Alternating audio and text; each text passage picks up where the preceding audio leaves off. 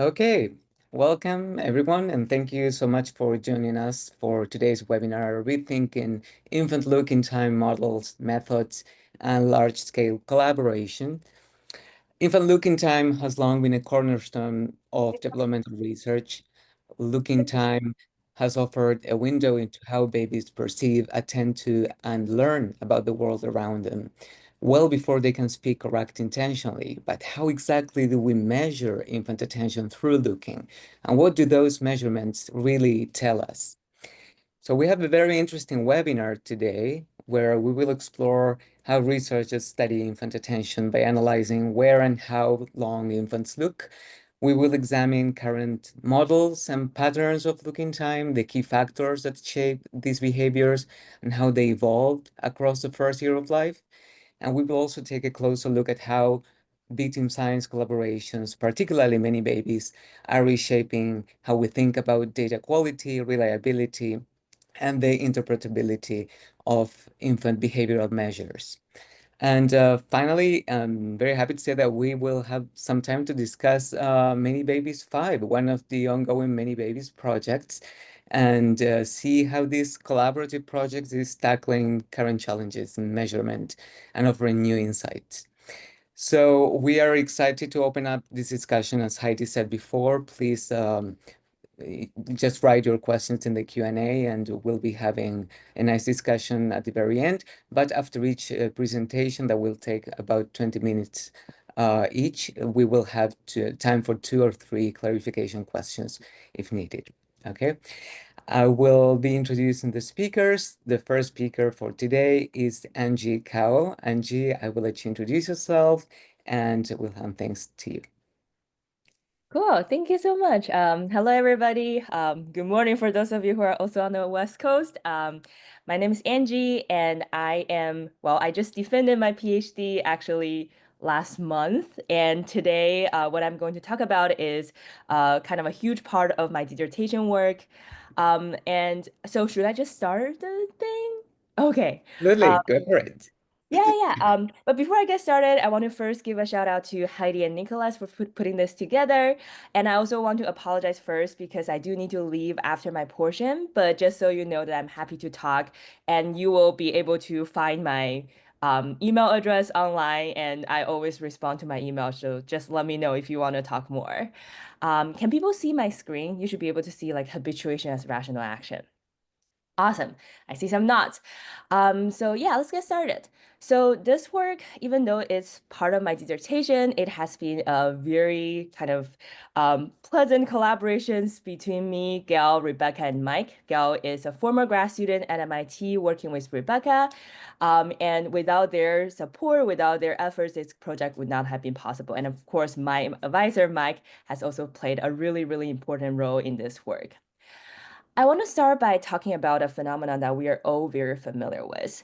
So humans constantly make decisions about what to look at and when to stop looking. Let's say you're a big fan of cat video. For an entire afternoon, you might just be staring at this mesmerizing, beautiful spinning cat. And at any given moment, what you're doing is actually making a decision of, hey, do I want to keep looking at this beautiful, mesmerizing spinning cat? Or do I want to maybe look away, look at something else? Maybe another cat video that's equally mesmerizing. And this decision is so prevalent in our daily life that even very young infants are capable of making this decision. So I'm sure most of you are familiar with infant looking time paradigms, but actually the way that infants are being tested in our field is very similar to this cat video that I just gave you. So infants will be brought into the lab and they will be set on their parents' lap and they will be presented with some stimuli over and over and over and over again while their looking time being measured. Typically, people observe habituation, which refers to the decrease in looking time upon seeing repeated stimuli. And at some point, if you show infants something novel, something they haven't seen before, or something that they actually perceive to be novel, you will see dishabituation, which is the increase in looking time after stimulus change. So this rise and falls in looking time has played such an important role in our field. A lot of what we know in the field are actually coming out of from measurement, such simple measurement looking time. Things like object permanence, causal perception, social evaluation, just to give a couple of examples. But the key question is, what are the mechanisms that give rises to this change in looking time? Well, in recent years, there has been some modeling work trying to shed light into what's going on there. And specifically, I think Lion work, which represented by Kid et al. And Poli et al., kind of is, I think, one of the most interesting part of the work. What they do is they brought infants into the lab and asked infants to learn some about the probability of certain events. So specifically in this paradigm, what you will see, well, what infants will see is that an object will pop up in one of the four quadrants with some probabilities. And then they also build a model that learn the same and then derive some information theoretic measures from it. And then what they will show is that both the behavior and the information theoretic measures correlates with each other. So what are the information theoretic measures? There are a couple of them that has been used.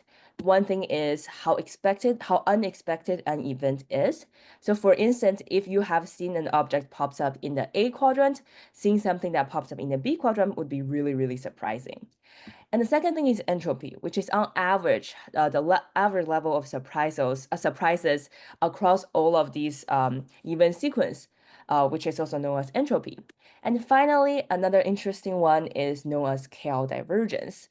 So Cao divergence, technical definition is the distance between probability distribution, but they also can be interpreted as a measurement for learning progress, how much you have learned while you're looking at the stimuli. But the challenge with these modeling approach is that these are correlational model. What do I mean by that? So in these correlational model, what you have is a model that produce these information theoretic measures, and then you have infants that produce some looking behaviors that you're interested in, and you show them that they're correlated with each other. What we really want and what we believe to be really helpful is a kind of a decision model that can provide some mechanistic insights into how looking behaviors are generated. So for instance, something like a model that can kind of decide, should I keep looking at this trial or not, and then generate the looking time on each trial. And we know from the literature that there is some existing decision model out there. So for instance, one class known as the curiosity-driven reinforcement learning agent. And for those of you who are not very familiar, these are basic agents that learn about the world. So they have some world model that they're updating, and then they will make some decisions to maximize learning. So what are the learning that they're maximizing? If we look into the literature, they're actually using very similar measures to the previous class of model that I was just talking about. They use Cao divergence, surprisal, and entropy. But most importantly, they also use this really interesting measure called expected information gain. And they argue that this is actually the optimal measure. So expected information gain is roughly translates to how much do you expect to gain if you take certain information. So compared to Cao divergence, surprisal entropy, EIG is a more forward-looking measures, trying to kind of predict how much you're expecting to gain, consider if you take certain actions. So unfortunately, currently there's no decision model for habituation or habituation task, and that's where our model starts in. So now I'm going to talk about the model that we built. It's called WRANCH. It stands for Rational Action Noisy Choice for Habituation. And I am going to first give you a high-level intuition of how this model works, and then going into details about the specific implementation that we have decided on. So on a very high level, WRANCH conceptualized looking time into a series of binary decisions. So we assume that the learner at any given moment is making a binary decision. Hey, do I want to keep looking at the stimulus? Or do I want to look away, look at something else, maybe a cat loaf that's nearby? And we assume perception is noisy, which means that you can't just look at this for once. You need to keep accumulate perceptual samples to get a better look at it. And we then convert these numbers of perceptual samples into looking duration. So this is how we are converting a binary decision into a continuous variable that can be then used as a proxy for looking time. And at any given moment, we will calculate an information theoretic objective, which in our case, we use EIG. And then we will be able to calculate a probability of your look away using a soft-max choice rule.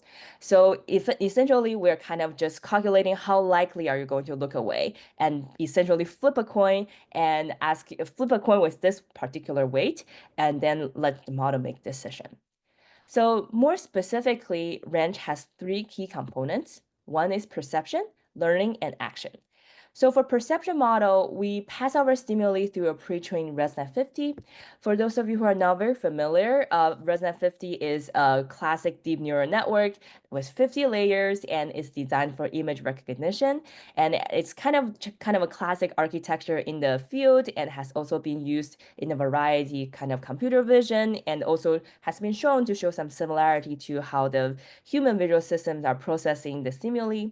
So we pass our stimuli through a pre-trained ResNet 50, hoping to get a principal representation of our stimuli, kind of to make our model see the image the way that we are seeing.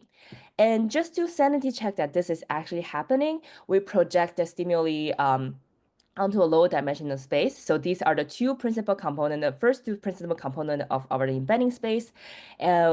Kind of the little thing you see on there is the stimuli that we used in the experiment that I will discuss later. But just so you know, we chose this because we want them to be infant friendly. And you can see that things look very similar to us are also kind of clustered together on the embedding space, which for us is evidence that, oh, the model might also be represented as stimuli in a way similar to our human's visual system. For the learning module, we just go with the Bayesian learning model. I think a lot of people on the call probably have familiarity with the Bayesian learning model, but just really quickly, we have basically assumed that the model starts with a guess about what the stimuli look like, and it will update its guess as the evidence come in, and then you will end up having a posterior, which is the updated belief after seeing the data. So how does this look like in our model's case? So here's the visual representation. Let's say this is the guess that you started with, and this is a stimulus. And your goal is to go there, basically updating your posterior to have the stimulus. But just one challenge is you can't actually see the stimulus. What you are seeing is noisy perceptual sample. It's kind of slightly distorted version of the stimuli. And so you need to keep kind of getting these little kind of distorted version of the stimuli until you reach a point where you feel like you're done. So how do you know you are done? Well, that's where the action model comes in. As mentioned earlier, we calculated the probability of look away using the soft max choice rule. So we have a constant expected information gain assumed from the world, and we have the EIG that's calculated with each perceptual sample, so the EIG from the stimuli. And you can imagine the more you looked at this particular stimuli, the less you will expect to gain more information from it. And that's why your probability of look away will increase as you keep looking at this. And we run this process for hundreds of iterations so that we can get kind of average trajectories. And that's how we proxy looking times in human.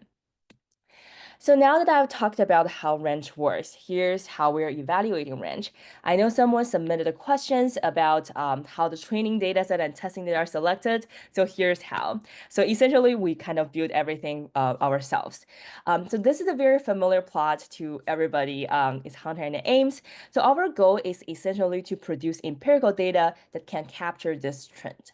And we want to do it in both infants and adults. But just so you know, infants are tricky. Everybody knows here. So I want to first start with adults. So for adults, we created a very simple experiment where we basically ask participants to keep looking at an animal stimuli. On each block, it has multiple trials, and each trial you will see kind of a little creature pops up. And for some trials, you will see the same creature over and over and over again. And then at some point, you see something novel.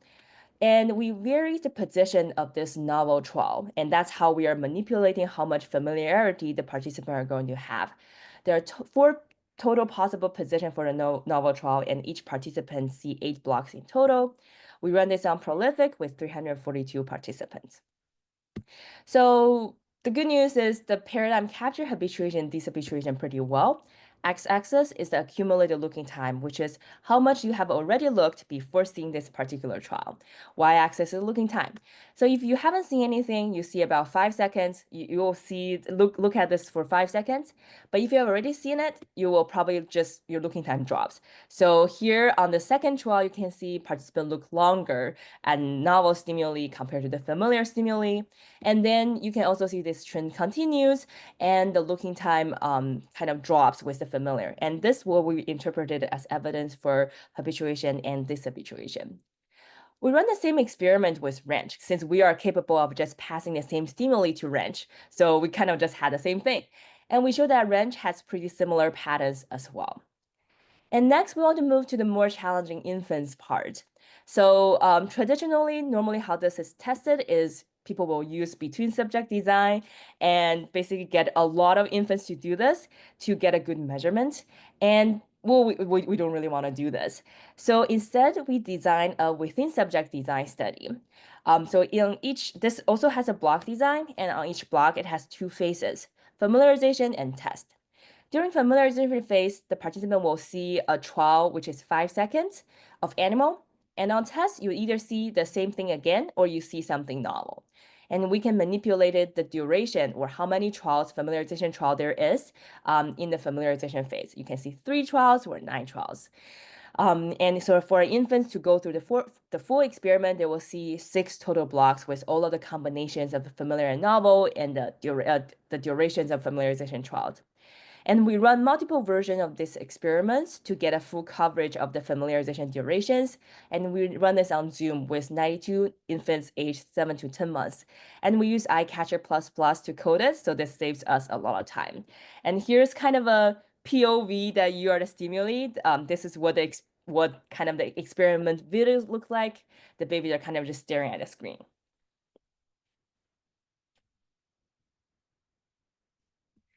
So again, good news, the paradigm worked. We captured habituation and dishabituation. Here on the x-axis are the prior exposures, which is how many familiarization trial you have. Remember, each trial is 5 seconds. Y-axis is the looking time. So here on the, you can see that there's evidence for dishabituation. Participants look longer at the novel trial compared to the familiar trial. And then as you get more exposures, your familiar looking time kind of drops. And then one thing to note here, I'm happy to talk more, is that we didn't find evidence for familiarity preference as the Hunter and Ames would have predicted. And then we run the same experiments in wrench. So again, very similar patterns. We show that the wrench predicted the infant's behavior as well. So now that I've shown you that wrench can fit into a behavior, fit to the existing behavior task, the question is, can it make prediction on an unseen task? And here's a recap of our current workflow. We have some parameter that we need to fine tune with wrench on the training data, and then we test it on the test data. But the current thing is both training data and test data came from the same task. We just did a split. So instead of doing the split, our question was, can we just replace this test data with a new experiment maybe? So specifically, we wanted to, in this new experiment, to manipulate the novelty. So in the old experiment, you have just always see another different animal. But in the new experiment, we manipulate the type of novelty you will see. You might see something that's just not in the same animal category. You might see identity violation. You might see pose. You might see number. And for us human, intuitively, these have some greater novelty. Animacy, identity, pose, and numbers each are slightly more, like animacy is probably the more novel compared to, say, the pose. And just to double check that our model also captured this, we calculated the embedding distance between those pairs. And you can see that in the models, in the embedding space, the animacy embedding distance is also on average higher compared to, say, identity and pose. So we ran this experiment on both adults and infants as well. And we show that actually it works pretty well as well. For adult behavior on the left, you can see that there's this graded dishabituation that we predicted. Participant dishabituated the strongest to the animacy change, the weakest to pose, and similar gradient in the range as well. And for infants, you can see on the x-axis here is a category of change. You see the familiar kind of rated dishabituation in the infant's case as well. And for range, you see roughly same patterns. But I want to highlight one really interesting discrepancy. So for infants, they actually dishabituated more strongly to number compared to both adults and range. And our hypothesis, what we speculated, is that infants might encode number as something that's more conceptual compared to adults and range, because range is a purely perceptual model. It doesn't have any capabilities to encode conceptual information. So in summary, what we did is we built a model that is image computable, which means that it can kind of take image the way that humans do, has interpretable parameters, which I don't have time to talk about today, but basically it can offer some developmental insights across infants and adults. And it also describe learning dynamics, which is it provides information into the trial-to-trial dynamics of our participants. And we show that the model fits habituation and dishabituation data pretty well in both adults and infants. And we also show that the model predicts the behavior in an unseen task before in both adults and infants. So overall, I hope that what we are trying to argue is development psychology really needs formal model to make specific predictions. And I hope throughout this talk, I have shown you that our model range provides a general framework that instantiates and tests hypotheses about the computation understanding of looking. And with that, I would like to thank you so much for listening, and I am happy to take any questions. And yeah, feel free also to reach out to me later if you want to talk. Thank you so much, Angie. That was very interesting. We'll have time now for one or two clarification questions, or maybe a bit more since Angie has to leave before it ends. So yes, Gigi, go ahead. Hi, thank you for the great talk. I just have a quick question about how to use this model to like answer some specific questions. So for example, if I'm interested in like how infants pay attention to a native language speaker versus a foreign language speaker, if there's a way for me to, like extract some parameters from the model to get a more like specific conclusion about like how their attention changes based on the language spoken by different speakers and what like what more information it can give us, because usually we just compare, like conducting like compare their total looking duration, right? But with this model, can we draw some like more specific conclusions? Yeah, I have a kind of a theoretical answer and a practical answer.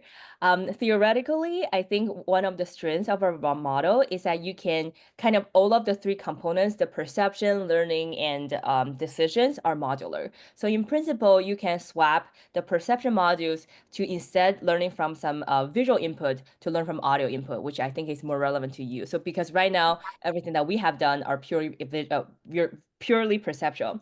I'm not really familiar with the literature, so I don't know like what's a good kind of audio encoding kind of model there is, but I think that's in principle can be done.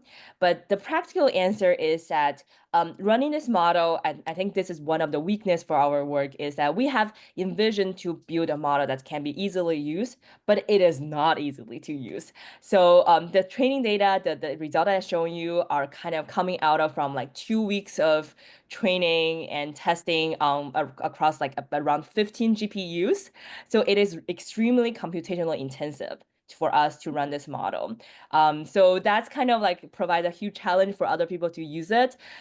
So yeah, but if you're interested, I'm happy to talk because I think the biggest bottleneck for us is the Mhm. EIG, because EIG is kind of a measurement where you need to kind of iterate through all of the future possibilities, which is very hard to do. And for our model, we also use kind of a grid approximation, which means that we kind of need to calculate a lot of things. So it's really computationally intensive to run this model. Yeah. All right, thank you so much. Thank you, Yuji. We have another question from the Q&A. So Shreya Venkatasan says, great talk. Do you see the possibility to also encode conceptual information in this model in the future? Yeah, I think that's a question that I got asked a lot. So yeah, I think there's definitely possibility to do that, especially that I think there's a lot of kind of the perceptual module that we use is kind of a very basic ResNet 50, but I think there's more kind of physics engines type of work that has probably will be able to convey more information about conceptual natures, because another kind of bottleneck for us is it will be good. It will be really cool if you can like learn from videos, which I think is more commonly used in the infant research these days. But currently we can't accommodate that. So I think coming with the video will has a lot of those like conceptual component as well. But right now, yeah, we can do that. But I think that's definitely a really good direction. Very nice. Martin, go ahead. Hey, Angie. So cool. So cool to see this stuff again. Um, so I was kind of curious about your interpretation of the infants having this stronger dishabituation to the novel number case. Um, one quick clarification thing. So are the stimuli dynamic in this experiment too? For the infants, yes. Yeah. Okay, so they're not static, they're like moving. Okay, Yes. so one thing I was kind of thinking about is so that introduces some kind of synchrony between the stimuli too, which I don't know, that's another possible hypothesis about Mm. what might make them interesting to infants. More generally, though, I was kind of curious about I heard you saying that you were interpreting that as likely having some conceptual sort of explanation. And I was curious because my first instinct was that it's probably perceptual, or it could very well be perceptual. Maybe it's just not a perceptual feature that's well captured by the model, like more Mm. stuff, not necessarily in a conceptual stuff sense, just like more coverage across visual space is more likely to introduce a dishabituation or the synchrony idea or something Yeah. else. And I was just kind of curious what you thought about that, or if there was some other reason why you preferred a conceptual explanation. Yeah, I think we didn't really think like we didn't spend too much time on this, just to be honest. And I think that synchrony idea is really interesting. And the other thing is, as I mentioned, that the model itself actually can capture that because it's just taking. Oh, now that I'm thinking about this. So for the infants, what you see is two little creatures moving their limbs together. But for adults, the dynamics nature that they're seeing is actually two images that it's kind of so it's one static image that's kind of doing a jitter motions. So the natures of the animation are actually very different in both infants and adults. And for the ranch model, what they're seeing is actually just static image. So on that note, I think one of kind of the discrepancy between the design might as well be this kind of synchrony in movement that's very attractive to infants. So yeah, I think that's well, if I have time, which I don't, as being a grad student, I think it would be really nice to test whether this is something that's actually triggering. And I know Sherry Liu and Chung, who's a postdoc with Sherry, has a kind of a Coxside paper digging more into this kind of the gradient, and they will be in Coxside, so find them there. I'll also be in Coxside and happy to talk. Okay, wonderful. Maybe we can do just one more. Somebody during the registration asked, how do you determine the training data, size, task, etc.? Yes, yeah. So we kind of just made everything like together along the way. So we kind of know that there's a model and we wanted to design a test that can be run in both infants and adults so that we can kind of test the model. So yeah, we kind of just made the training data and the test data are just we kind of just wanted to create a paradigm and that can give us a data set that can capture what the model is trying to do. So everything is pretty hand in hand with each other. So yeah. And in terms, it was size also asked, like why the size? Yeah, the size is kind of based on what we think that what's the size of a behavior experiment that can give good measurement. So for adults, we chose about I think 350 because that's kind of what we need to capture a very precise measurement of the habituation and dishabituation. And infants kind of the same. And everything is pre-registered, so we did kind of think about this before running this. Well, Angie, thank you so much. This has been fascinating and we learned a lot. And we will now continue with Ingmar Visser. Ingmar, I will let you take it from here. Thanks, Nico, and thanks, Heidi, for putting this together. This is a really great initiative, and thanks for having the opportunity to be part of this. Let's see if I can share a screen. That would be a good start.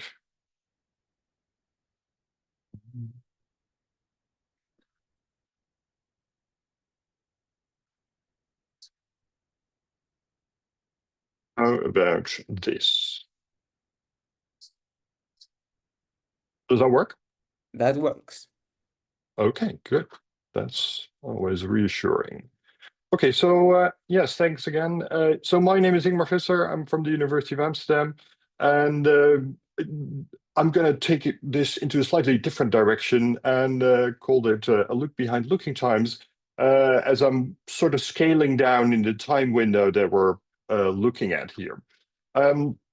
So as is also visible in this picture on the right-hand corner, and the time, the looking times that Anjie was talking about, typical looking times are 20 seconds, 5 seconds, 10 seconds. That's the order of magnitude that we're talking about, and I'd like to zoom in a little bit more what's happening within that time period, and I'll be doing that using previewing. So the subtitle, Exploring the Microstructure of Visual Attention. Before moving on, I want to big shout out to all the people that did much of the hard work behind whatever I'm presenting here, which are my PhDs, Dan van Renswoude, Martina Zahariva, and Simon Kucharski, and my collaborator Martin Rijmarkers, whom all together did a whole bunch of projects on the development of visual attention that I'm sharing here today, as well as doing some of the modeling work, which is mostly developed by Simon Kucharski. And then further, this group worked into a whole bunch of other things, such as how can we also use eye tracking measures, for example, to study self-regulation processes, which is work by Martina. It can hardly be overstated, I think, how much infant research depends on looking times. Of course, literature is ripe with all of these researches that depend on either looking times, habituation of looking times, dishabituation of looking times, differential looking times, visual paired comparison.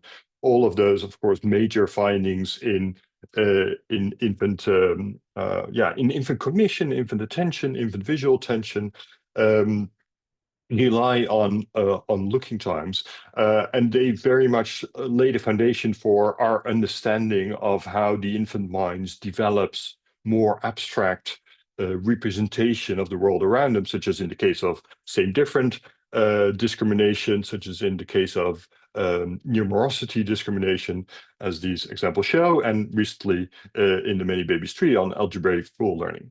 And so what I thought when getting into this field of infant research, trying to study some of these things as well, what happens in these paradigms during indeed the 5 or 10 or whatever, how many seconds infants are looking at the screen or looking at these different stimuli. What happens in between? And can we find find out more about that? Of course, historically, some of these paradigms always rely on manual coding of looking times, either through a camera or through a screen or through directly looking at the infant. But nowadays, of course, eye trackers are much more available.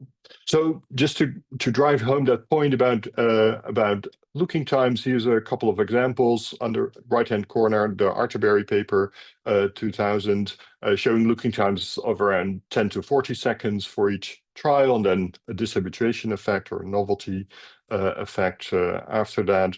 And furthermore, there's two depictions of looking times in the ManyBabies tree data on the log scale, but the actual looking times vary from 4 to 8 seconds, more or less.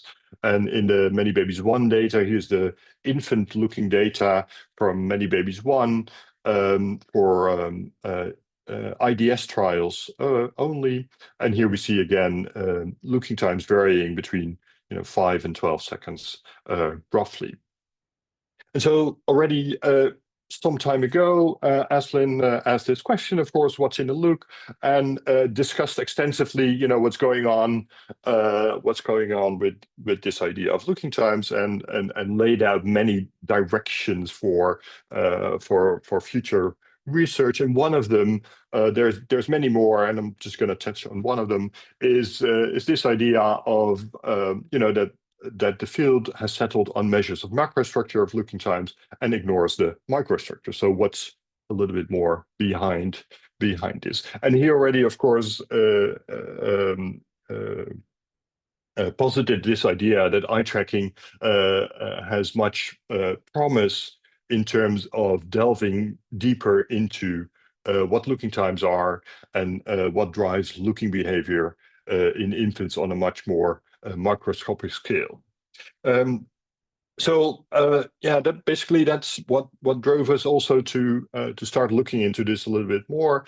Together with my PhD Dan van Renswoude at the time, we decided to sort of start at the very simplest level that we could think of, which is a paradigm that has been relatively popular in adult vision literature, which is a very simple paradigm, a free viewing paradigm, where you just show everyday scenes to infants and just make recordings using eye trackers where they're looking at, so that will give you a series of fixations and saccades and different locations in scenes that infants are looking at, and that will try, and then we can try to understand what's going on in this type of data. What are the basic characteristics of attention in a natural situation where an infant is just looking at an everyday scene, as you can see here, from a house and a tree, or an indoor scene with a vase and a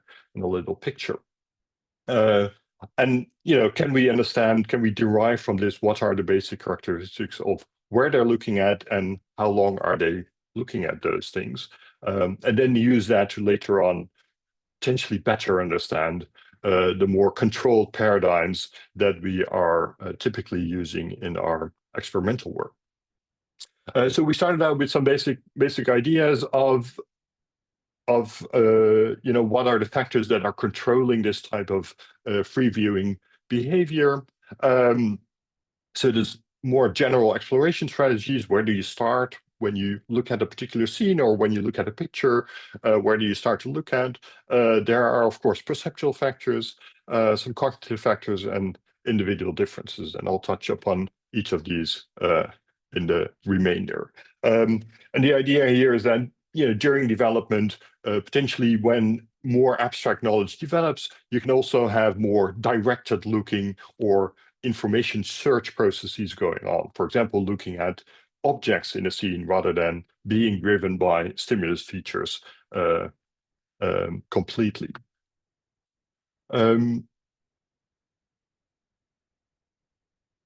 Okay, so what do we do in free viewing? As I said, the paradigm is very simple. We make a recording of infants looking at a scene like this. Then we record their fixations. What are the locations that they're looking at for some time, and the saccades that are the jumps between those locations. And for those people that haven't worked with eye tracking, you get this information from the eye tracker, and the fixations are the relatively stable period where the eye is directed at a certain location, and the saccade is the jump between those fixation locations. And then we can derive all sorts of measures from this, the durations of specific fixations, the angles of saccades, what are the directions that saccades are going in, etc. So we looked at a number of different sets of pictures to find out, given a particular scene or given a bunch of scenes, what are the general strategies that infants bring with them when they're exploring scenes like this.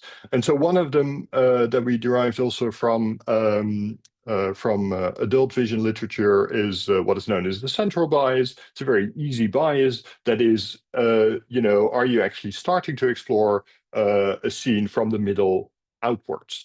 And that turns out to be the case also actually in infants as it is in adults. For this, to test this, we selected pictures like this that have different types of distributions of saliency across the scene. Can you actually see my mouse? Yes, you can. Okay, so we have these different scenes where in this left-hand side scene, the saliency distribution is very evenly spread across the scene. There's nothing that really stands out. Whereas in this middle scene, we have a clear focus of the picture, where this church is, where you would expect that you would look at that immediately. Whereas in this scene, there is something that stands out, which is either the sailing boat or these apartment buildings in the back of the scene, but nothing really in the center of the scene that stands out. So we wanted to see in each of those cases whether infants would still have the center bias. Yes. And so the results are kind of clear. So we have these different types of pictures: the center focus picture that have an object in the center, the periphery pictures that have an object that is outside of the center, and the uniform pictures that have a more or less spread out saliency profile. And then we have the infant fixations and the adult fixations here. It's quite clear that central bias exists in all of these conditions, and both in infants and adults. The adult fixation heat maps are somewhat more clear and more sharp. That is, there's more noise in the infant data, but overall the profile is very similar.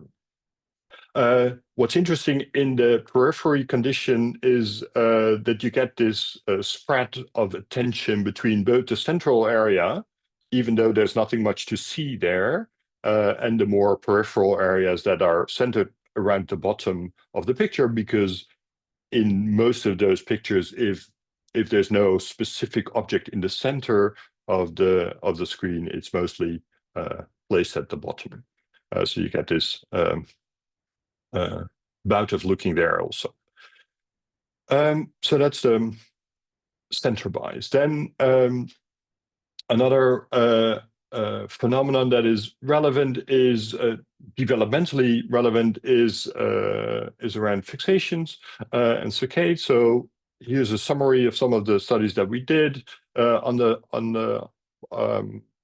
columns we have 3 different data sets that are called center bias, horizontal bias, and another object familiarity study. And then in the first row we have the fixation durations spread out for infants and adults. And clearly, infants have longer fixation durations than adults. Similarly, saccade duration is a large developmental effect, but both of them have bimodal distributions. That is, the saccade duration has 2 modes: saccade amplitude and finally the correlation between saccade duration and saccade amplitude. I want to draw your attention mostly to this other graph at the bottom here by Halo et al., which shows a very clear developmental trend of fixation durations over the first year of life. That is, fixation durations decrease during the first year of life, and they continue decreasing for quite some time after that into adulthood, depending on the specific paradigms that you're using. And we also confirmed that in the data sets that we have here. So clearly something's going on in terms of, the speed of information uptake that infants are bringing to the table in a task like this. So that's another important phenomenon that we are interested in to see if we can model this. There's one more phenomenon that I'd like to mention before moving on to some of the modeling efforts that we did with these type of data. And that is this phenomenon that is known as the horizontal bias. So if we look at the distribution of saccade directions here, given in degrees in degrees. So meaning that we have the whole circle round from 0 to 360 degrees. And so what stands out here also in the adult and in the infant distributions is that you get these spikes along at 0, 180, and 360, those are the horizontal directions going left and right. And you have slightly smaller spikes at the vertical directions at 990 and 270, meaning that horizontal saccades are much more prominent than vertical saccades. And note, by the way, that this is also in the case in these round pictures that we find, right? One might think, well, we're showing them an oblong screen, and as a result of that, you get more horizontal movements. But this type of horizontal bias is also present in pictures like this that are completely round. So we have a bunch of phenomena that are related to general biases, such as the horizontal bias, central bias, and then we have a whole range of findings in terms of fixation durations that are developing throughout infancy and also as compared to adults.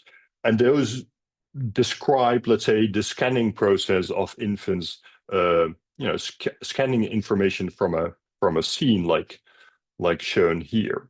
So our next step was to see, can we model that process? What is driving this attentional processing? How do infants decide to go from one location to the next in a scene? And what factors are determining that? So we built this model, the WALD-EM model, WALD accumulations of locations and durations of eye movements. And that model basically asks the questions where and where, when and where to go next. That's your decision that you're making. You're looking at a particular location on a scene, and the decision you're facing is, how long do I stay here, and when and where do I go next? In this case, that's modeled by what is known as an information accumulation process. And yes, that's here. An information accumulation model where we have two parameters, nu or v, the information accumulation rate, and there's a boundary that is, you're looking at a particular scene, information is being sent into the cognitive system. And then once you reach a threshold, you decide, well, the threshold is reached, I have enough information of this location, I'm moving on somewhere else.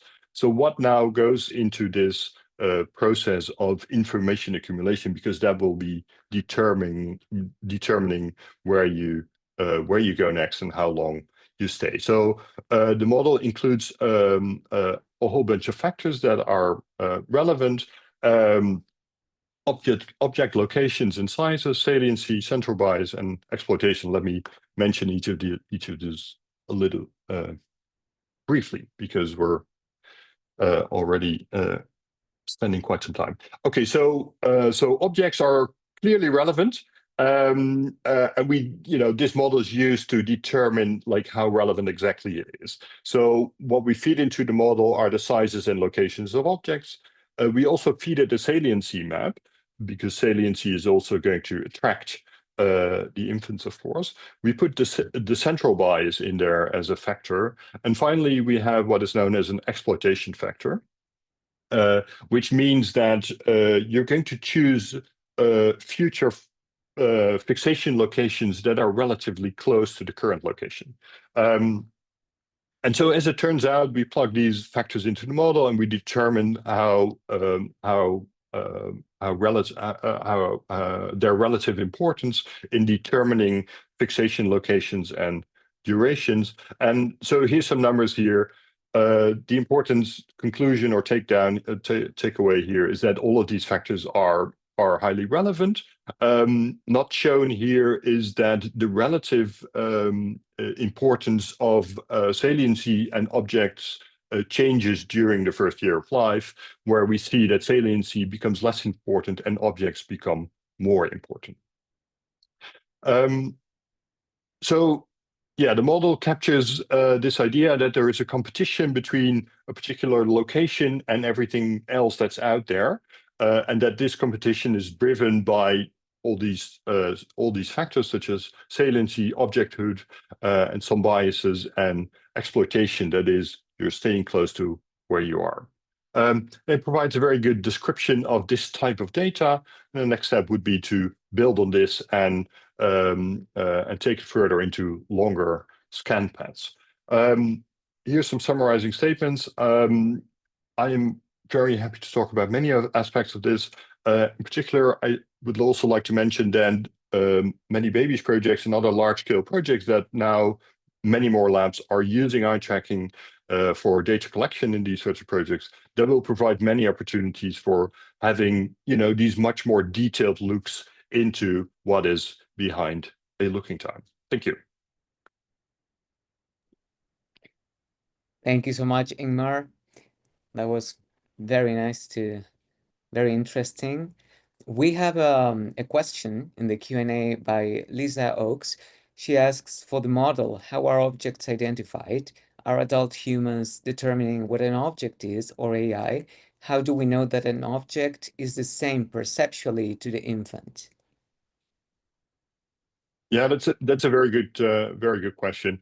And indeed, these pictures are taken from a labeled database, and indeed those labels are provided by adults that scored those pictures, put outlines around the objects. I think, and there could indeed be an argument that maybe infants see different objects.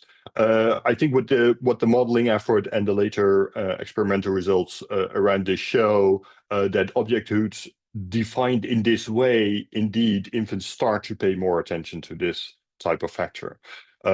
Maybe we could do even better if we had different formalizations of objects, such as presented by Anjie, for example. Thanks. Thank you. We have another question in the chat. Could the model be used with head-mounted eye trackers in naturalistic environments? So currently the model operates over to some extent fixed data, as in we have just a map of fixations and following locations that we go to. I guess you could extract that type of information from head-mounted eye tracking as well. Yeah, that'll take some tinkering, but it will be an interesting challenge to see if we could make that work. Great. We have a question by Sam. Sam, go ahead if you want to unmute yourself. Hi, Ingmar. Really, really lovely stuff. So I had a really, really tricky question. So when it comes to the modeling of the fixation durations, which I know wasn't what you're particularly looking at, but the distribution, so there's actually not very much difference on the mode of the distributions. You just get a much, much longer tail with the infants. And whenever we've looked at that, we always think a lot of the time it's kind of, John Richards, loads of people have talked about this coupling of covert and overt attention. Yeah. So casual attention versus focused. Often they do a very, very long fixation, just when they're drifting off to sleep. So any chance to incorporate that type of thing into your model, like when those moments when covert and overt attention become decoupled, kind of potentially driving that tail of very, very long fixation durations that you're getting in the data? Yeah, that's a very interesting question. I guess I could think of ways of incorporating it into the model. The question is, what type of data do you have to then sort of discriminate this factor, right? And I'm not really. I don't have a clear idea of that right now. What I did look into at some point was the question: what happens in these situations where we have these very low, when the salience distribution is very even, you also get longer fixation durations. So, and I think that may be related to this issue, right? Because it's harder to discriminate where to go to, and the information that you're gathering at a certain location is a little bit diffuse, if you want. So I would think along those lines, but happy to chat more to go into this, because I think it's a fascinating question. Okay, Martin, go ahead. Yeah, great. Yeah, super interesting talk, Ingmar. I think so. One little nitty-gritty question that I was just curious about is when computing the fixations for infants versus adults, presumably the infant samples are a lot noisier, right? So I was just kind of curious about how you approach sort of, extracting fixations and saccades in each case. Is it, basically the same algorithm running across each to identify saccades, but then maybe with different thresholding possibly? Or, are they different algorithms? Yeah, how did you approach that? Yeah, thanks. Great question, Martin. Yes, we looked into different algorithms and decided to develop our own in the end.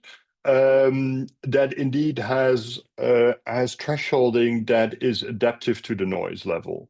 So you're absolutely right that infant data is just more noisy, and therefore we think it's necessary to have adaptive thresholding. So in all of these data sets, the thresholding is done at the individual level. So you get slightly higher thresholds if there's more noisy data, for example. We think that's the best way in the sense that it delivers modal fixation durations, for example, that are independent of the data quality. So robustness, precision, variance. Yeah, and we think that's a good criterion to use, that that should be independent from each other. Whereas in standard algorithms that are used by Toby and Eiling, for example, you get these correlations between data quality and fixation durations, for example. That's a discussion, an interesting discussion topic also, by the way. Active literature going on. Okay, fantastic. Ingmar, once again, thank you so much for your presentation. And now actually Martin is up next. So Martin, I'll hand it over to you.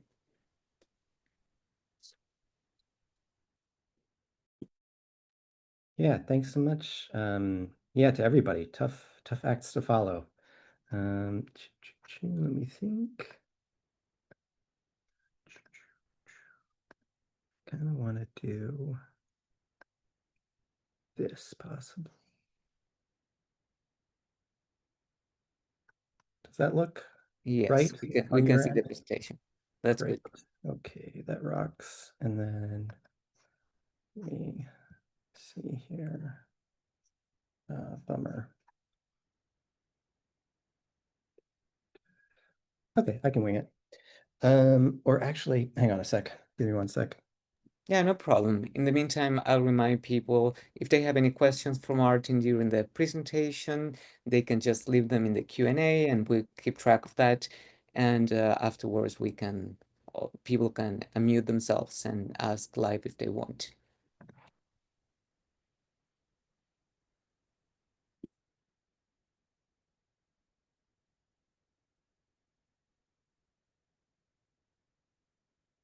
Talk amongst yourselves.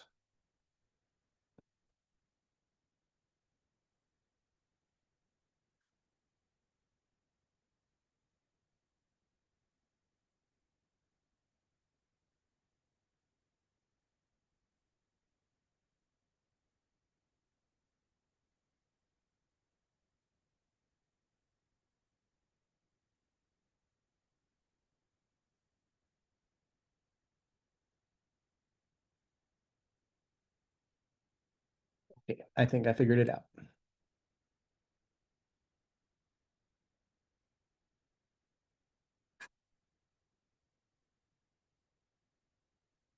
Bring back that fancy-looking chamber.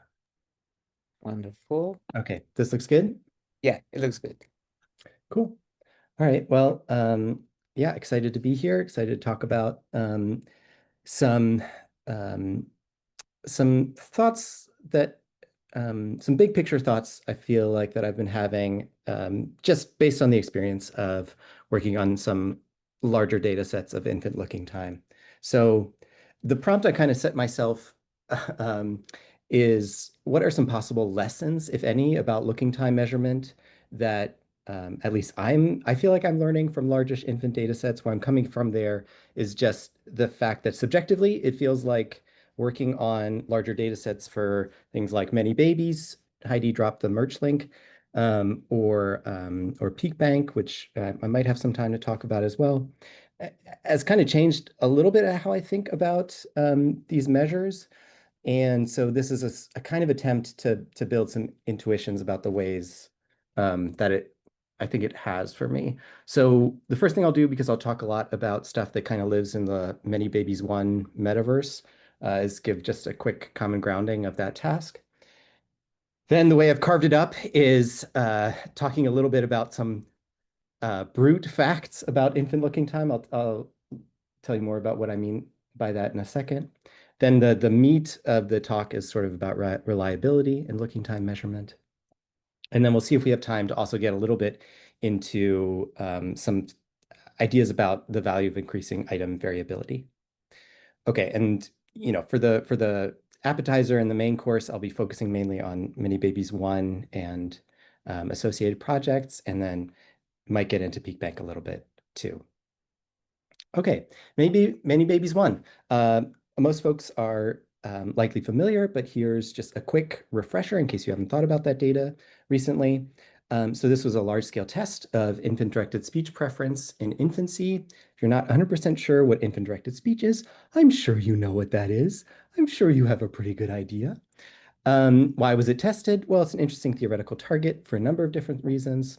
Common feature of infants' early language experience across many, but not all cultural communities. Seems good at keeping infants visually engaged, right? So also for that reason, interesting to us and our topic here. And there are a variety of theories that have proposed that it has an important role in early language and cognitive development. So what data was collected? Huge sample, of course, over 2,000 participants from 69 labs from 17 countries, the wide age range, right? Approximately 3 to 15 months. Okay, another quick point. It's really three studies in one, kind of, because three different methods were used to elicit infant looking time. We can kind of get into that later. It's less important for the rest of this talk, but just so it's not confusing why some of these different methods are showing up in some of the plots I'll show you. And here's the big takeaway, right? Here's the big meta-analytic plot. The main finding was robust preference for infant-directed speech across all ages, across all methods, with some interesting differences across methods, notably head-turn preference procedure having slightly larger effects, and also some interesting moderating effects of age and language experience. Okay, so that should all be hopefully just a quick refresher. Here's my question. Okay, so given that data set, if you could pick only one predictor variable to explain most of the variance in looking time, what would you pick? So I'll let you mull that for a couple minutes. It's mostly a rhetorical question. You might think, oh, maybe method, right? Maybe age, right? That seems like a moderator too, something about language experience. Those are all good answers, but I think there is one best answer, which is trial number, right? You kind of got a preview of that in Ingmar's talk already. The single predictor that explains the most variance in the looking time data is just what trial is the infant currently on in the task. Huge decrement, as we all know, in infants' attention across trial number. Okay, so I was trying to think about different ways of sort of capturing, what like how important that fact is, once you take a step back. So here's the kind of complex linear mixed effects model with a bunch of interactions that were fit for ManyBabies 1. Okay, so what happens if I just take this model and I just fit trial type? So I just take the simplest possible mixed effects model that just has trial type and the random effects. Trial type is the ADS versus IDS, infant-directed speech versus adult-directed speech comparison. So that's the main condition effect of interest, right? Simplest model would just include that. What happens? Well, if you just fit that model, despite having, well over 2,000 participants, you don't see a significant effect of IDS versus ADS. Why is that? Because you need to have trial number in the model to soak up so much of the variance in looking time in order for the effect to emerge. All right. So once you just add trial number into the model, then you see this pretty sizable proportional condition effect. Okay, so what's the takeaway here? Obviously, I'm not saying anything too new or novel to anyone, hopefully on this call. But I think the reason why I just wanted to start here with this little appetizer is that I think one way in which working on these data sets has changed my thinking a little bit is that what I think it does is it helps bring into focus these bigger picture facts about looking time. And this example sticks with me, especially because, because it is such a large determiner of what infant looking time is going to be like, it is something that's critical to be thinking about because it will wash out other effects if you're not accounting for it in some way, either in your design or in your dependent measure. Just as an aside here, if you're having a brief moment of panic of like, oh no, does this explain a bunch of null effects on my side? For the most part, many methods use dependent measures that already build in some account for trial number, at least implicitly in some way, or total looking time in some way. So all preferential looking measures, for the most part, account for this just in the way that they're constructed. So this is really most critical when you're looking at the raw looking time scores themselves, right? But it's important because, it's also important because it can be a source of possible confounds, right? It might also create illusory effects if in some way condition is confounded with trial number, for example. Okay, that's what I mean by, that's an example of the kind of thing I mean by brute facts about infant looking time. Here's the main course of the just few ideas I wanted to share. Reliability. So here, what I'm going to do is I'm going to focus on outcome follow-up study to ManyBabies 1, focus on retest reliability. And here I just want to shout out Melly, who's the first author on this paper and really the main person who made all of this happen. Here's the basic setup. This situation is one that will be familiar to many of us. You have some ability that you want to measure in the infant at time point 1, and you want to relate it to some outcome. That could be concurrent, or it could be some later outcome, right? It could be a longitudinal study of some kind. A lot of developmental questions have this structure, right? We want to know how some fact about the infant right now relates to developmental change. Now, a prerequisite here is that at time point 1, we have a good estimate of that individual infant, right? That measure at time point 1 needs to be a good measure of that individual infant's ability. And one prerequisite for that is it needs to be reliable. So the idea behind the ManyBabies 1 test-retest study is, well, given that we are testing a ton of infants, let's bring a few infants back in for a second session, 1 to 2 weeks after, using the same methods as ManyBabies 1, use stimuli that are basically reconstructed from the same stimulus material as ManyBabies 1. I can say more about that if you have questions. But the core idea was to keep them consistent. Now, one note here is that for this study, there was a much smaller sample, but that's still a pretty large infant sample in the end, right? It's almost 160 infants. So quite a large sample in the end, even if it's sort of small in comparison to the ManyBabies 1 study itself. And the simple question here is, are infant looking time measures in session 1 correlated with measures in session 2, right? Again, kind of a prerequisite for the measure at time point 1 being a good measure of that infant is that it stays consistent, right?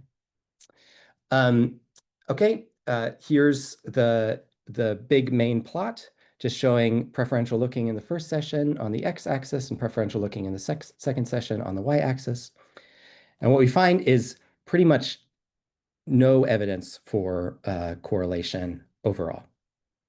Even in this, for your average infant study, very, very large sample.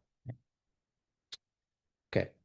And even if you split things up by individual lab, either plotted the same way or looking at it in terms of a meta-analytic effect, no single lab really finds evidence for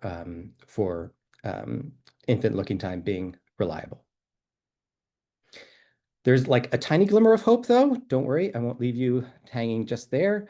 One thing we also did is we looked at how that correlation changed as a function of the number of trials that an infant completed in each session, okay? And so what's on the x-axis is how many trials an infant needed to have completed in each session, so both needs to be true, in order to, I'm thinking of a different plot. This is actually just the number of overall trials in each session required for inclusion.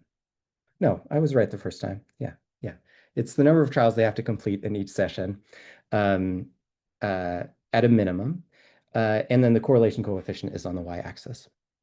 All right, and what we see is that as you move along, as you have stricter and stricter requirements, in other words, infants need to contribute more and more trials, you do reach a moment where you start to see something that looks like a more reliable correlation. Two important caveats here. One is the correlation is still pretty small relative to what we might want if we're hoping to do the thing that I outlined at the very beginning, which is use this time point 1 measure to predict something at time point 2. That's one thing. The other thing that the eagle-eyed among you might have already seen is that the sample, which is shown over top of each of the points, the sample gets very small, right? Once you require babies to have sat through the entire session both times, you end up with a very small sample. All right, Martin, is there any hope? Is there any reliable signal anywhere? That was one of the more interesting things here too, as we dug in. There are in fact quite reliable sources of signal. So the interesting thing is that average looking time in the first session is highly correlated with average looking time in the second session. Or I should say, I'm not sure highly correlated, but robustly correlated. And that's true even if you split it up by condition. There's an interesting discussion point here about what that means exactly, but at least infants who look longer tend to consistently look longer. That's a thing. And the other thing that kind of, I think, is sort of a double-edged sword is that sitting through the study also seems to be somewhat reliable, right? So infants who contribute more trials in session 1 also tend to contribute more trials during session 2.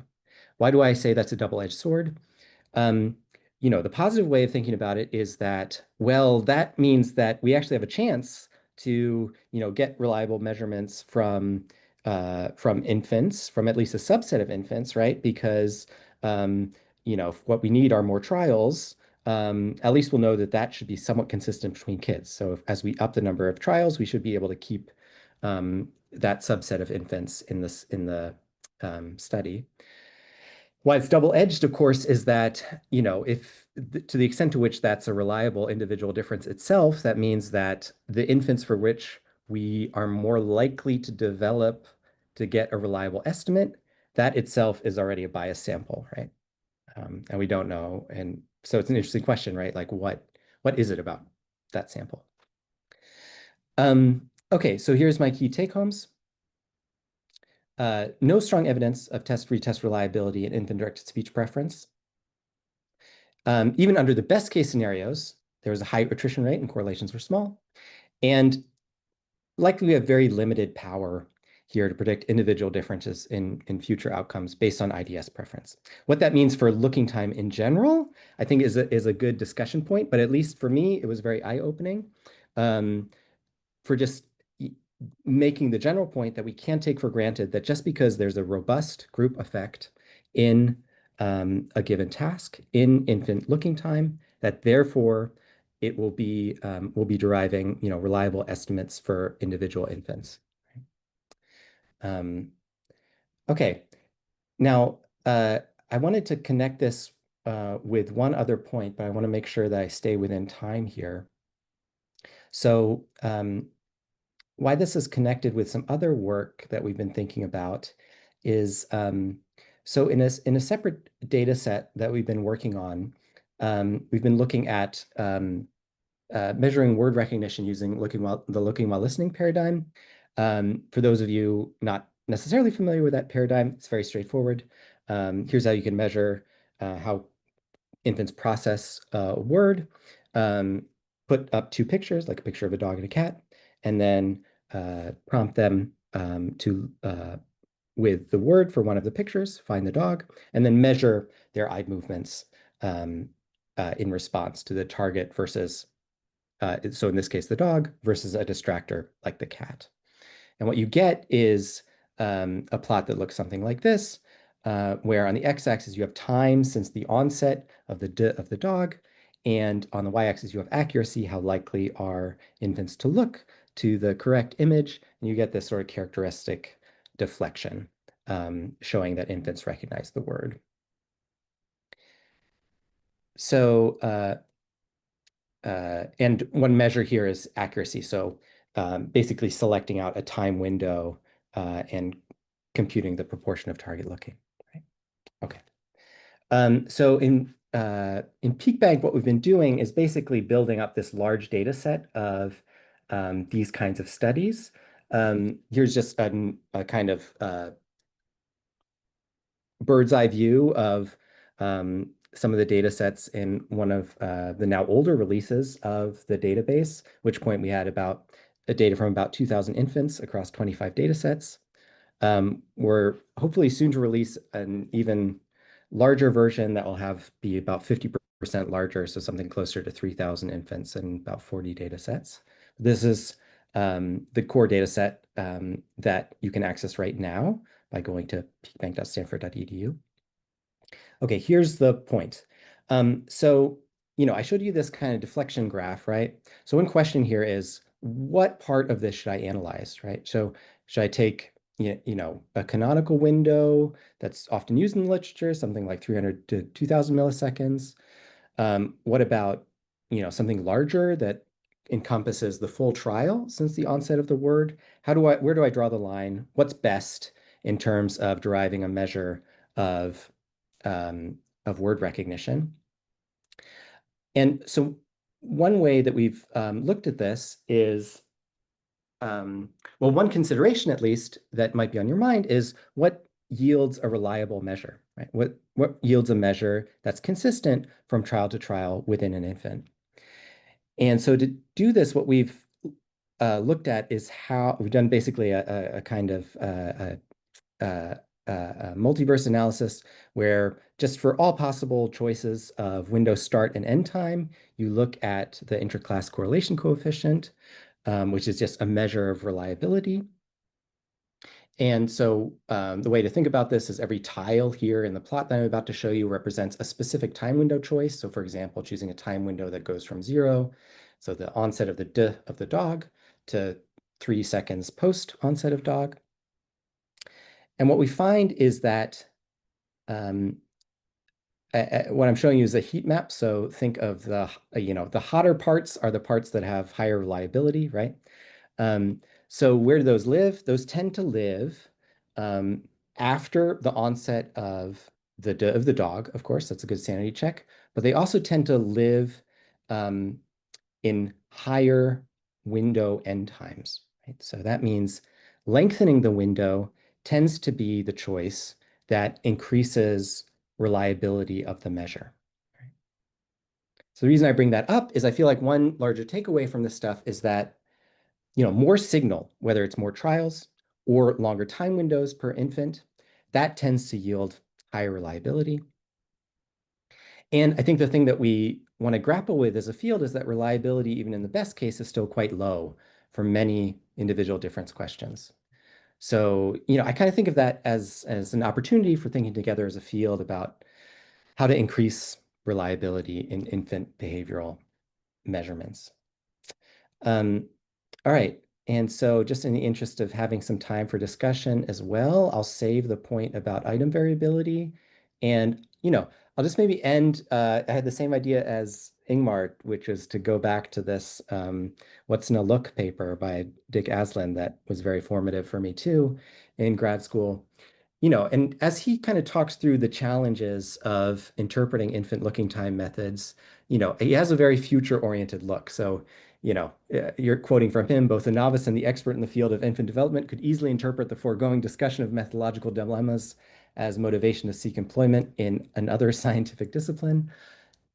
Neither I am saying that, nor Dick would say that. I am much less pessimistic because there are currently available paradigms and techniques that can, if used judiciously, remedy most of the problems of interpretation. And I think especially the first two talks that we saw today in the panel are really fun, interesting pointers for how to attack that challenge.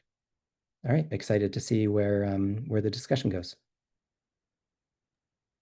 Thank you so much, Martin. That was a great talk. Now we are going to take questions from people. And by the way, the speakers, Ingmar and Martin, mentioned that they can stay a bit longer. So we do need to end this webinar right now. In 5 minutes, we can stay a bit longer and answer questions and have a nice discussion. So if anybody would like to make a question. Elena, please go ahead. Thanks. Great talk, Martin. I have to admit that paper, the Schreiner paper, is the one that keeps me up at night more than any other developmental paper I've read. And I think your presentation was a beautiful sequence of discussion points where you started out telling us how relevant it is, the specifics of the methods and the what that does to our effect size, et cetera, and then show us this one example we have of test retest where we don't see this reliability. I'm curious, have you guys done are you planning to do others? Is there something other than Dick not being as pessimistic as Right. he started out that quote? What lets you sleep at night, given that paper, I guess is my question. Yeah, great point. Yeah, I would still characterize myself as broadly optimistic. I should say, I wonder if Krista is still on the call, but I would definitely recommend reading this paper that Krista and Christina Berkman and Victoria Savila, I'm blanking on the last name, wrote a few years back that really lays out the issue very clearly, I think, and also has some great practical advice for thinking about reliability and estimating it in your own data. I worry about it too, but I think I'm sort of I remain optimistic. Let me try and capture why. So first off, to your point, I think, you know, one good thing to keep in mind is it's one task, right? So what I'd love to see is a lot more data on test retest reliability across different tasks. Where does it hold up? Where not, you know? What's the range, you know? And at least for several ManyBabies projects, that's in the work. So ManyBabies 3 has a test retest planned. There is discussion to have one for ManyBabies 5 as well. So I think that's useful. I think the other thing that makes me kind of optimistic is it feels like what would feel really bad is if it's like we couldn't find the signal anywhere, right? So that's why I sort of tried to emphasize places where we tend to see increasing already robust reliability or ways to increase reliability, because I think that is also kind of the guide for, at least in my mind, for if we have any chance of, you know, deriving robust individual measures based on looking time metrics for these kinds of tasks, how do we need to go about trying to test that? So that makes me think a lot about how can we increase the number of trials per infant? How can we get more signal from an infant on a given trial? And then I think the other thing that I have the least experience in, but seems also like an exciting opportunity, is to think more about how to how to model the data differently. So part of the reason why, I showed you that looking time correlates actually pretty robustly itself. So it's not all, but part of the problem is that it's been known for a long time that difference scores, which is the main metric that I was showing you is not reliable, that difference scores tend to introduce noise into the data and therefore tend to have lower reliability than the raw scores themselves. And so that means that another possible angle one could take on this is just thinking about how to model the data differently than in the most common difference score, proportional looking score kind of way. Okay, sorry, I rambled on for a little while there, but hopefully there's something in there, Elena, that is fun and interesting. Very helpful, thanks. Thank you. Do we have any other question? If not, I will mention one that we got via the registration form. And it's related to reliability, validity, right? So the question is, how do you feel about pupillometry as an additional or alternative measure for looking time studies regarding issues like validity, applicability, or possible conclusions? I'm not sure if the question is necessarily directed at me, but I'll field it. I mean, this is nice too, right? Like if you look at the solutions that the Aslan article outlines, one is talking about microstructures. Another idea that he was already talking about was also how to get converging measures, and that's one way that I would sort of think about pupillometry. I'm definitely not an expert in pupillometry, but I definitely see the value in exploring another possible signal for helping to triangulate what the underlying cognitive processes might be like, right? Which is the problem, right? How do we go from the looking time measures to what the underlying cognitive processes are? Can I Ingmar, just add something to that? Yeah. please. Because indeed, like I also I'm by no means an expert, but I'm just very happy to see that in some of the ManyBabies projects, this is being addressed head on in large data sets where we can check the validity of pupil size measures for as correlates to some learning process or some habituation or well whatever it turns out to be. And so I think that that's the type of work that we really need at this stage for pupillometry, just a lot of validation work to see how useful it's going to be in the future. But it's definitely, another promising avenue. Great. Yeah, please feel free to just add your thoughts, both of you. These questions are really not directed to anyone in particular, but there's another one that is related, and that is, what outcome measures of looking behavior seem to be most valid or reliable? Ideally, both measures of infants' word comprehension. So maybe you have some insights on that. Can you repeat the first part again, Nico? Yeah. What outcome measures of looking behavior seem to be most valid or reliable? Ideally, both measures of infants' word comprehension. Yeah, well, yeah, a few different thoughts. So if you want to just optimize reliability, um, the gold standard in the field is still probably the MCDI. And if you're interested in word comprehension, like in some sense, so parent report measures, but it sort of illustrates a problem, right? Which is that parent report measures are always going to have higher reliability probably than infant behavioral measures. But at the same time, I feel like, what's interesting to me is how we can derive measures from infant behavior itself. But, just to say that there are methods out there that have high reliability for these kinds of questions and good evidence for validity too, I should say. So one way of approaching that question, so one thing I didn't talk about is from the kind of looking while listening paradigm that I shared. There's different kinds of measures that have historically been extracted. So I focused on this, what I'm calling accuracy measure of just proportion target looking over some window. Another common measure is reaction time. So the idea there is how quickly does the infant disengage from the distractor to land on the target after hearing the D of the dog. And one interesting thing, so this is one thing we've dug into with Peekbank. That we just put out a preprint not too long ago that kind of explores that factor structure in the entire data set. And one interesting thing from that is they're both predictive of CDI. So they hang together with sort of other measures of word comprehension, and they both make distinct contributions to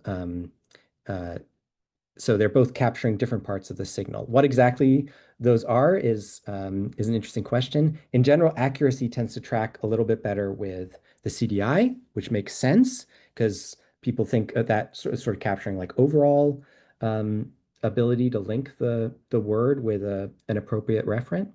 And reaction time a little bit less so. That makes sense because it's supposed to it tends to be interpreted as capturing something about your language processing, how quickly you can process linguistic material itself, which is a slightly different construct, but interestingly related to CDI and word uptake as well. So check out that preprint if you want to deep dive on some of those questions. Wonderful. We'll be sure to check that out. Sounds very interesting. Ingmar, do you have any thoughts on this question, or shall we address a different one? Yeah, so not many thoughts on the word learning part. I do have some thoughts on the reliability of eye tracking measures, and foundational work here was done by Samoise, who was in call earlier. I'm not sure he's still there, but he checked out many of the reliabilities of fixation duration, for example, as an individual differences measure. And that turns out to be quite reliable. So in that sense, fixation durations as a high intensity or high frequency measure fulfills one of the requirements that Martin mentioned earlier. It's easy to get many of them, many of fixations, and hence you can build a reliable measure from it.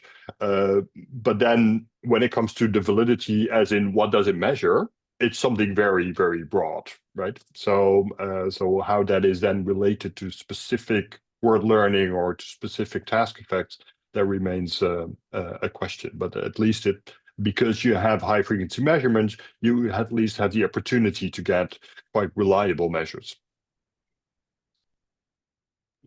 Perfect. Thank you, Ingmar. And there's another very interesting question that somebody submitted through the registration form, and I think it's great that they asked this because it's about multimodality, and this has become very important for developmental psychology, right? So the question is, I'd love to know more about multimodal measures of looking time. For example, how to capture attention patterns of blind babies.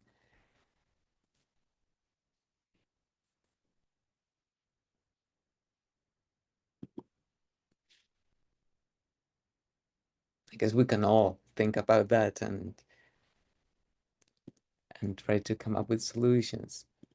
I really don't know, but I just wanted to say I'd love it. There are a lot of folks on this call with expertise that I don't have, so I'd love it if any folks have thoughts on that or wanted to chime in.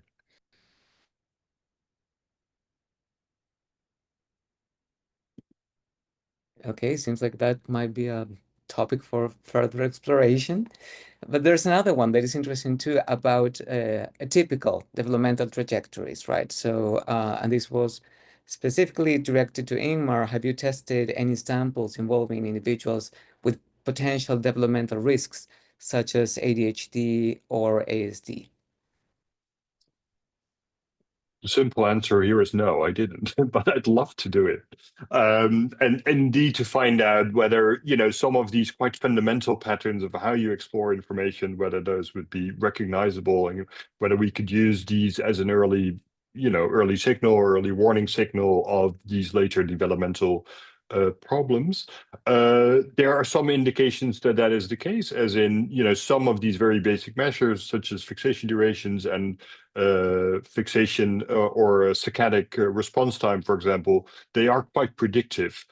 Even when they're measured early on in the first year of life, they are quite predictive of some sort of later life outcomes in terms of educational achievements, but also being at risk. So there's likely to be be connections there, but I haven't tried it out with this specific modeling framework. And so if there's this type of data available for this group, I'd love to give it a go. Right. Seems that there's room for more insights, right, on these topics. There's also one comment about looking time measures with high-risk preterm infants and how challenging it can be to interpret the gaze patterns. So yeah, seems there's room for more discussion around these topics. Great. So I think we can open the floor to questions from attendees. If you have any, you can just mute yourselves and contribute to the discussion, or you can write your question in the Q&A.